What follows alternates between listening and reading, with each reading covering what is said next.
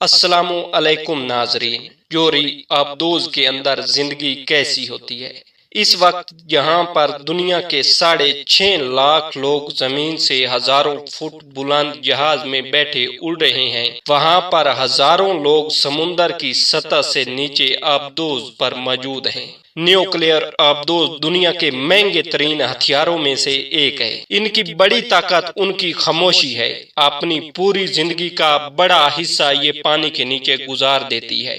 اس طاقتور ہتھیار میں سب سے نازک چیز اس کا عملہ ہے۔ تو چلیں پھر دھات کے اس ڈبے میں رہنے والوں کی زندگی کی ایک جھلک دیکھتے ہیں۔ ہر کوئی آبدوز کے عملے کے لیے کوالیفائی نہیں کر سکتا۔ بیریا میں اس کے لیے سخت شرائط ہوتی ہیں، جن میں سے ایک نفسیات کے امتحان بھی ہے۔ لمبی مدت تک ایک دھات کے ڈبے میں زندگی گزارنا آسان نہیں۔ کسی کی ایک غلطی لوگوں کی جانیں خطرے میں ڈال سکتی ہے، اور مضبوط اعصاب ضروری ہیں۔ ایک وقت میں اس کو 1 ماہ تک کے لیے پلان کیا جاتا ہے۔ ایک وقت میں زیر سمندر اور بغیر سطح پر آئے سب سے زیادہ وقت گزارنے کا ریکارڈ جو پبلک ہے وہ 11 ماہ کا ہے، جو ایک امریکی آبدوز کا ہے۔ امریکہ کی ایک وقت میں 60 سے 70 آبدوزیں عالمی پانیوں میں ہوتی ہیں۔ لمبا عرصہ بغیر سورج کے ایک چھوٹی سی جگہ میں بند رہنا اعصاب پر اثر ڈالتا ہے۔ ایک نیوکلیئر آبدوز کتنا عرصہ پانی کے نیچے رہ سکتی ہے، اس کا انحصار صرف اس پر ہے کہ اس میں خوراک کتنی ہے۔ اس کے ری ایکٹرز میں ایک ہی بار ایندھن ڈالا جاتا ہے، جو اس آبدوز کو پوری زندگی کے لیے کافی ہوتا ہے۔ ہوا اور پانی کو ری جنریٹ کیا جاتا ہے، اس لیے کھانا یعنی اس پر بسنے والے عملے کے لیے ایندھن وہ چیز ہے جو یہ طے کرتی ہے کہ کتنا زیادہ وقت ایک غوطے میں لگا سکتی ہے۔ آبدوز کے عملے کا وقت 8 گھنٹے کی 3 شفٹوں میں تقسیم کیا جاتا ہے۔ 8 گھنٹے کی ڈیوٹی، 8 گھنٹے کا پرائیویٹ وقت جس میں وہ کھیل سکیں، پڑھ سکیں، ورزش کر سکیں، اور 8 گھنٹے کی نیند۔ رہنے کے لیے جگہ بہت کم ہوتی ہے اور چھوٹے تابوت نما بستر جس پر ایک پتلا سا پردہ الگ کرتا ہے۔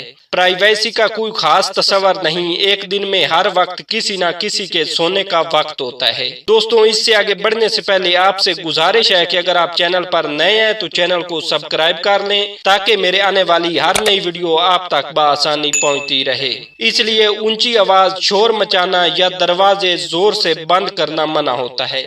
عام طور پر عملے کے افراد کی تعداد یہاں کے کل بستروں سے زیادہ ہوتی ہے، اس لیے بستر شیئر کیے جاتے ہیں، ایک شفٹ میں ایک کے لیے، وہی اگلی شفٹ میں دوسرے کے لیے۔ جگہ کا مسئلہ صرف بستروں کا نہیں، شاور اور ٹوائلٹ کا بھی ہے۔ 100 سے زیادہ کے عملے کے لیے 2 شاور ہوتے ہیں اور 3 منٹ سے زیادہ نہانا منع ہوتا ہے۔ آبدوز نہانے کا پانی سمندری پانی سے فلٹر کرتی ہے۔ کپڑے دھونے کی صرف ایک جگہ، صاف کپڑے یہاں کی لگژری ہے۔ ٹوائلٹ کا استعمال بھی دھیان سے کیا جاتا ہے۔ فضلہ کو ایک خاص ٹینک میں جمع ہوتا ہے جسے مناسب وقت پر آبدوز سے خارج کرنا ہوتا ہے۔ عملے کی تفریح کے لیے تاش، بورڈز گیم، ویڈیو گیمز وغیرہ موجود ہوتی ہیں جن سے ایک دوسرے سے اچھی دوستی بھی ہو سکے۔ سب سے زیادہ جگہ آبدوز کا انجن لیتا ہے۔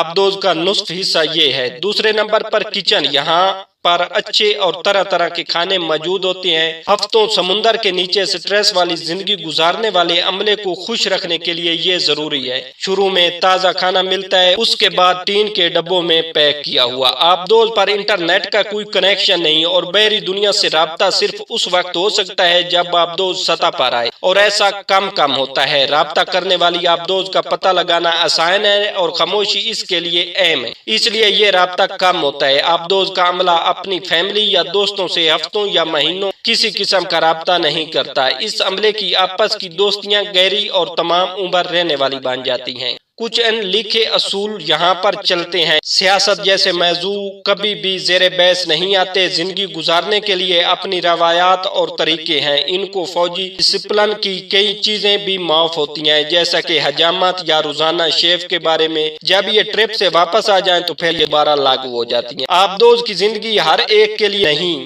بغیر تازہ ہوا اور دھوپ کے ہفتوں بند جگہ پر ہزاروں لوگ اس وقت دھات کے اس کیپسول میں بند دنیا کی ہر سمندر کے نیچے تیر رہے ہیں۔ امید ہے آپ کو ویڈیو پسند آئی ہوگی۔ اگر ویڈیو اچھی لگے تو ویڈیو کو لائک اور چینل کو سبسکرائب کرنا نہ بھولیے گا۔ ملتے ہیں کسی اور ویڈیو میں، دعاؤں میں یاد رکھیے گا، تب تک کے لیے اللہ حافظ۔